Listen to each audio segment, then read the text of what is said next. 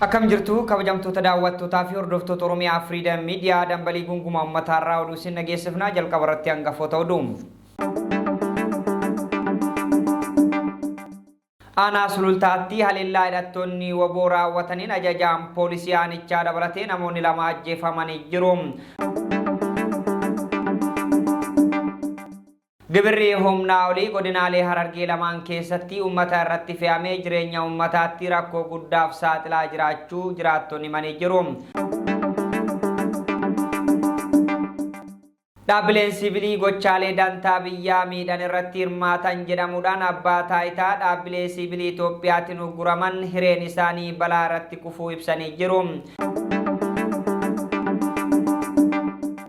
Boordiin filannoo uggura paartilee shanii irra kaa'ee ture kaase.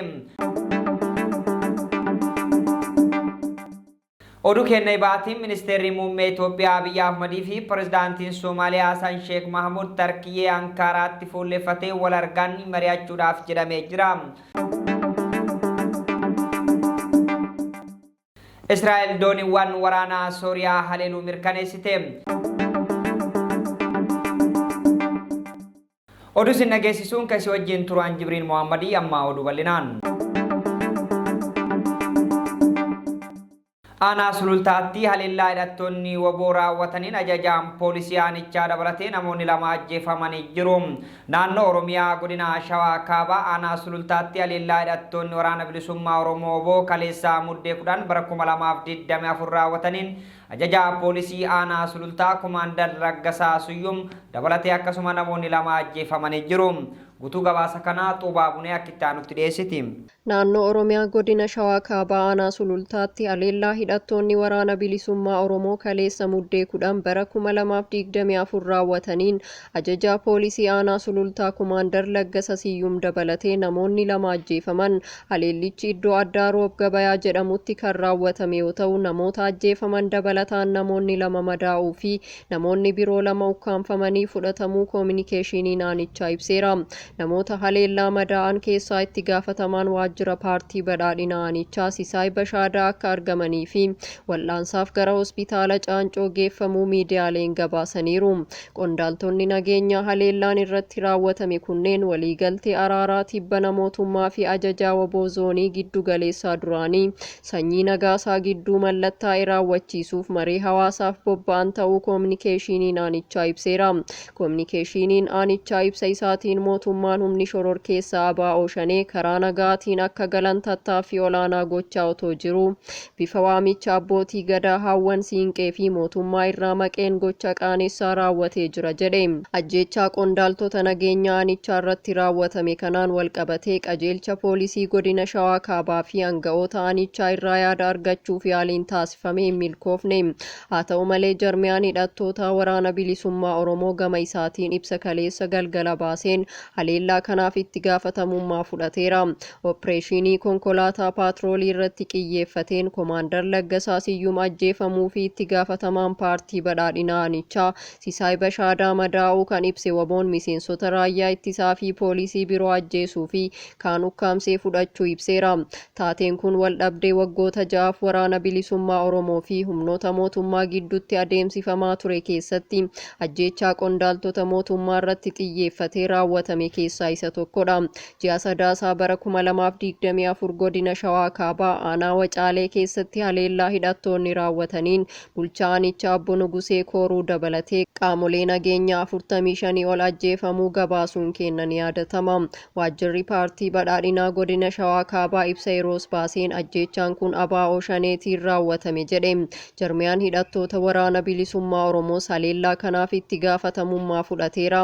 Ji'a Waxabajjii 20 bara 2023 godina Shawaa Kibba Lixaatti bulchaa aanaa Sadeen Sooddoo kan turan Baqqala Kachaa hidhattoota eenyummaan isaa hin beekamneen rasaasaan ajjeefamaniiru. Isa dura Waxabajjii 8 bara 2023 godina Shawaa Lixaatti bulchaa itti aanaa Ada'aa Bargaa kan ta'an Abdiisaa Qananii naannawa mana jireenya isaaniitti hidhattootaan ajjeefamuun isaa ni yaadatama. Sadaasa bara 2023 itti gaafatamaa waajjira paartii badhaadhinaa godina Wallagga Bahaa kan turan Dassaaleny Bokonjaa mana jireenyaa isaanii magaalaa Naqamtee keessatti argamu fuuldura rasaasaan rukutamanii ajjeefamuus ni yaadatama. Walitti bu'iinsi kun lubbuu namaa balleessuu fi dhiittaa mirga namoomaa geessisuu dabalataan bu'uuraalee misoomaa hawaasni itti fayyadamu waggootaan akka danqamu taasiseera. Gibirri humnaa olii godinaalee Harargee lamaan keessatti uummata irratti fe'amee jireenya uummataatti rakkoo guddaaf saaxilaa jiraachuu jiraattonni himanii jiru. Kutaalee Harargee garaagaraatti OFM'dhaaf yaada kennaniin duraanuu kufaatii gabaa jimaa mudateen wal qabatee qaala'insi jireenyaa hamaa keessa uummanni godinaalee Harargee ba'aa fi lixaa jiraachuusaas dubbatanii jiru. Dabalataa gabaasa kanaa kittaanutti isiniif dhiyeessa. Gibirri humnaa olii godinaalee Harargee lamaan keessatti uummata irratti fe'amee jireenya uummataatti rakkoo guddaadhaaf saaxilaa jiraachuu jiraattonni himanii jiru. Kutaaleen hawaasa garaagaraa OFM'dhaaf yaada kennan duraanuu kufaatii gabaa jimaa mudatee wal qabatee qaala'insa jireenyaa hamaa keessa uummanni godinaalee Harargee ba'aa fi lixaa jiraachuu dubbatanii jiru. Mootummaan erga gabaa jimaa kuffisee booda immoo gibira humnaa olii fi kafaltiiwwan garaagaraa kan nagaa hin qabne dirqamaan nu kafalchiisaa jiras jedhanii jiru. Gibirri bara kanaa mootummaan nu kafalchiisaa jiru labsii gibiraa lafa naannoo Oromiyaa dachaa hedduudhaan caaluu kan ibsu maddeen godinaalee Harargee lamaan irraa OFM'dhaaf yaada kennan lafa hektaara tokkoo fi oomisha irraa jiruun walirratti birrii 400 kafalamaa ture. Ammoo birrii 3,000 jalqabee hanga 10,000 kafalamaa jiraachuu simanii jiru. Qonnaan bulaan qaala'insa jireenyaatii fi waraana waliitiin rakkoo hamaa keessa jiru. Gibira humnaa olii fi kafaltiiwwan garaagaraa caasaan mootummaa uummata kafalchiisaa jiru dadhabuu isaas himanii jiru. Qaamni gibiraa itti qabatamee fi akkasuma kafaltii jedhame kana kaffaluu didee farra misoomaa fi mootummaa jijjiiramaati jedhamuudhaan mana hidhaa fi akkasuma reebichaaf saaxilama jedhanii jiru. Dhaabbileen siviilii gochaalee dantaa biyyaa miidhan irratti hirmaatan jedhamuudhaan abbaa taayitaa dhaabbilee siviilii Itoophiyaatiin ugguraman hireen isaanii balaa irratti kufuu ibsanii jiru. Herreegni baankii isaanii jalaa ugguramuu hordofee hojjettootaaf mindaa kaffaluuf rakkachuu simanii jiru. Guutuu gabaasa kanaa Xuubaa Bunee akka itti aanutti dhiyeessiti. Dhaabbileen siviilii gochaalee dantaa biyyaa miidhan irratti hirmaatan jedhamuun abbaa taayitaa dhaabbilee siviilii Itoophiyaatiin ugguraman hireen isaanii balaa irratti kufuu ibsan. Herreegni baankii isaaniis jalaa ugguramuu hordofee hojjettootaaf mindaa kaffaluuf rakkachuu himan. Dhaabbilee giddugala dagaagina mirgaa fi dimookiraasii fi waldaa ogeeyyii seeraa mirga namoomaaf jedhaman herreegni baankii isaanii waan uggurameef hojjettootaaf mindaa kaffaluu fi sochiilee biroo gaggeessuu dadhabuu hooggantoonni dhaabbilee kanneenii himaniiru. Daayiriktarri giddugala dagaagina mirgaa fi dimookiraasii Mogas Damissee sochiin giddugalichaa waan dhaabbateef rakkoo mudateef furmaata laachuu akka hin danda'amne himaniiru. Dhimma ittiin himatamne irratti garee qoratu erganii booda dhimmoota akka mindaa hojjettootaa fi baasii bulchiinsaa guyyoota 2-3 keessatti akka furan abdiinuuf kennanii turan jechuun gareen qoratu kun dhufee deebi'uu malee rakkoon furameen jiru jedhan. Daayiriktarri waldaa ogeeyyii seeraa mirga namoomaaf Ammahaa Makonnin gama isaaniitiin herreegni baankii isaanii seeraan ala ugguramuu himuun mindaa kaffaluu dadhabuun hojjettoonni rakkachuu dubbatan. Qorannoon dhaabbilee siviilii irratti gaggeeffamu hojii idilee isaanii danqaa fi hiree isaanii gaafii keessa akkaataa galchuutti gaggeeffamu akka hin qabne seerri ni labsa jedhan. Haa ta'u malee yeroo ammaa hojjettoota keenya 18 ta'aniif mindaa kaffaluu hin dandeenye jedhaniiru. Boordiin filannoo uggura paartilee 5 irra kaa'ee ture kaase. Boordiin filannoo Itoophiyaa uggura paartilee siyaasaa 5 irra kaa'ee ture kaasuusaa beeksise. Guutuu gabaasa kanaa akka itti aanutti isiniif dhiyeessa. Boordiin filannoo Itoophiyaa uggura paartilee siyaasaa 5 irra kaa'ee ture kaasuu beeksise. Boordichi yaa'ii waliigalaa onkoloolessa 11 bara 2017 akka lakkoofsa Itoophiyaa taasiseen sababoota oodiitii lakkoofsa miseensota dubartootaa wal qabateen paartileen siyaasaa 11 irraa uggura kaa'ee ture. Paartilee 11 ugguraman keessaa 5 dhiifama gaafatanii fi yaada mormii dhiyeessuudhaan uggurriin irraa kaafame.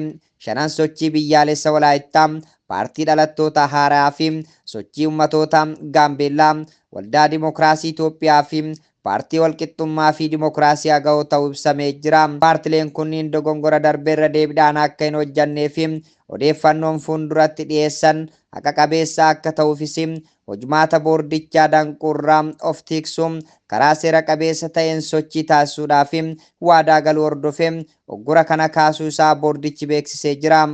Oduu kenna ibaatiin ministeerri muummee Itoophiyaa Abiy Ahmedii fi pirezidaantiin Soomaaliyaa Hassan Sheekh Mahamuud Tarkiyyee Ankaaraatti fuulleeffatee wal argan mari'achuudhaaf jedhamee jira. Pirezidaantii Hassan Sheekh Mahamuud wal abdee Itoophiyaa fi Soomaaliyaa gidduu jiru hiikuudhaaf marii marsaa sadaffaa Ankaaraatti gaggeeffamu irratti hirmaachuudhaaf kaleessa gara Ankaaraatti imalee jira. Dabalataa isaa Xuubaa Bunee akkittaa nutti dhiyeessiti. Ministeerri muummee Itoophiyaa Abiyyi Ahmadii fi pirezidaantiin Somaaliyaa Hassan Sheekh Mohaammed Tarkiyyee Ankaaraatti fuulletti wal arganii mari'achuuf jedhame.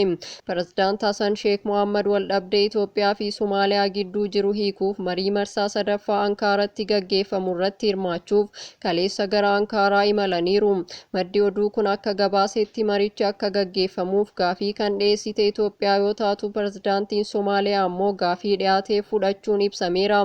Pirezidaantii garas kan imalan marii marsaa sadaffaa Itoophiyaa waliin taasifamu irratti akka hirmaataniif affeerraa pirezidaantii Turkiyyee Raasiib Xaayib Erdohaan godhaniin ta'uu ibsameera. Ministeerri muummee Itoophiyaa Abiyyi Ahmad maricha irratti yoo argaman erga jalqaba bara 2024 Itoophiyaan Somaaliilaand waliin walii galtee ulaa galaanaa mallatteessitee booda yeroo jalqabaaf dureewwan biyyoota lamaan fuulletti wal argu. Ji'a hagayya darbee ministeeronni dhimma alaa biyyoota lameenii Turkiyyee Ankaaratti wal arguun marii marsaa lammaffaa gaggeessuun isaanii ni yaadatama.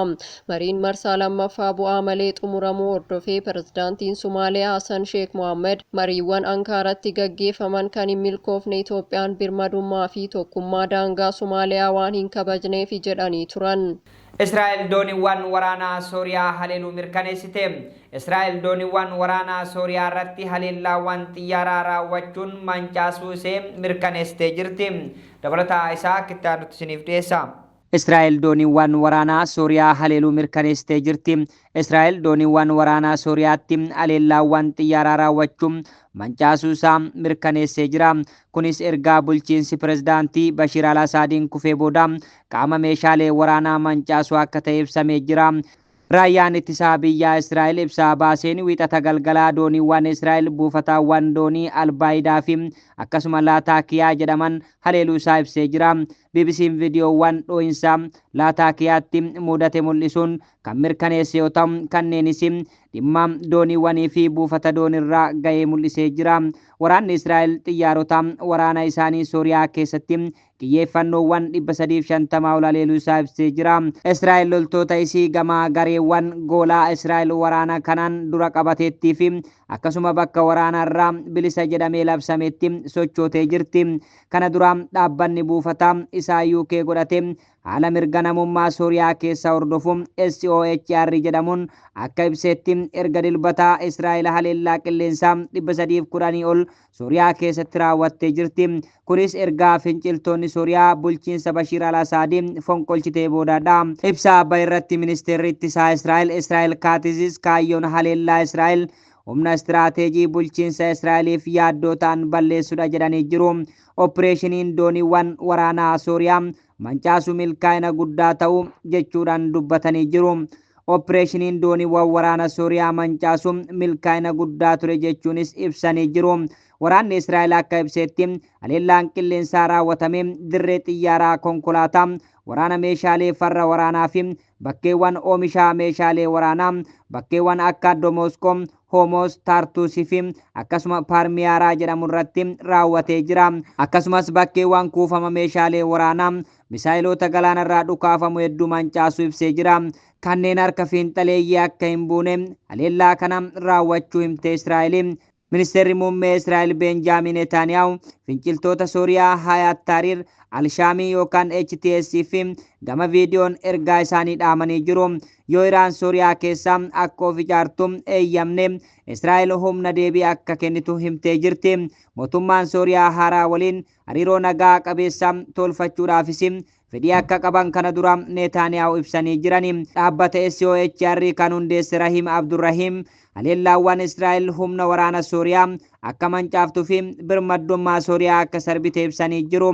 Waraanni Israa'el loltoonni isaa bakkeewwan lolarraa bilisaa jedhamee daangaa Sooriyaa irratti ibsameen alaasiin sosocho'aa akka jiran mirkaneessee jira. Waraanni Israa'el loltoonni isaanii daangaa Sooriyaa seenuun ammas taankiiwwan Domoskootti dhiyaachuu isaa gabaasonni himan garuu soba jedha BBC'n. BBC'n suuraa loltoonni Israa'el bakkeewwan lolaarraa bilisa jedhamee labsameerraa kiloomeetira walakkaa fagaatee dhaabbatu saatalaayitiidhaan mirkaneessee jira. Egaa kabajamtoota daawwattootaa fi hordoftoota Oromiyaa Freedom Media dambalii gunguma uummataa irraa oduu narraaf qopheeffanne kanneen hanga ammaa turanii oduu isin dhageessisuun kan isin wajjin ture Jibriil Muhammadi. ogummaa kaameraaf teeknikaan Umar Jamaaltu nafaana ture qophiilee OFM kanneen hafa waliin turtii gaarii